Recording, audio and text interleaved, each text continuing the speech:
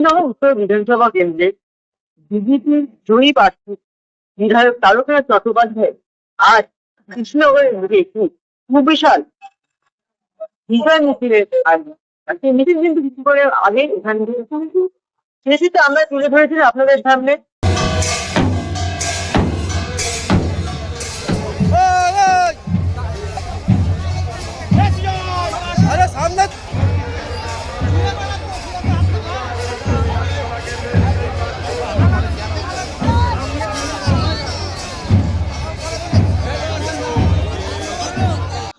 অনেকদিন পর পরিস্থিতি যখন একটু ঠিকই এসছে, সরকারের একটা পালাবদল হয়েছে।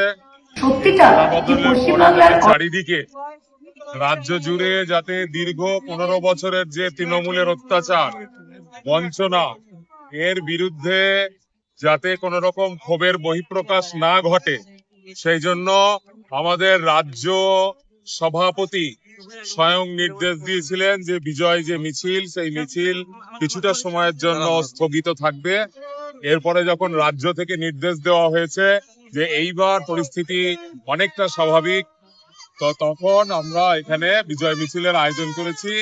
আমাদের কৃষ্ণনগর উত্তর বিধানসভার যে গণদেবতা, যারা ভারতীয় জনতা পার্টির পদ্মফুল চিহ্নের প্রার্থীকে বিপুল ভোটে আশীর্বাদ করেছেন, তাদেরকে ধন্যবাদ জ্ঞাপন, তাদেরকে সম্মান জ্ঞাপন করার জন্য আজকে কৃষ্ণনগরের রাজপথে আজকে ভারতীয় জনতা পার্টির যারা লড়াকু যোদ্ধা, দীর্ঘদিন ধরে এই স্বৈরাচারী সরকারের বিরুদ্ধে লড়াই করে চলেছে, প্রাণপণ লড়াই, যে আজকের এই দিনটার জন্য এখানে জাতীয়তাবাদী রাষ্ট্রবাদী ভারতীয় জনতা পার্টির সরকার প্রতিষ্ঠিত করে প্রান্তিক গরিব মানুষ, সাধারণ মানুষকে সুশাসন পৌঁছে দেওয়ার জন্য যে লড়াই, তারা সকলে আমরা সমবেত হয়েছি। সকল ভারতীয় জনতা পার্টির যোদ্ধারা আজকে একত্রিত হয়ে আমরা সমস্ত বিধানসভার যে নির্বাচক মন্ডলী, তাদেরকে আজকে আমরা শ্রদ্ধা জানাবো, তাদেরকে আমরা সম্মান জানাবো, তাদেরকে ধন্যবাদ জানাবো।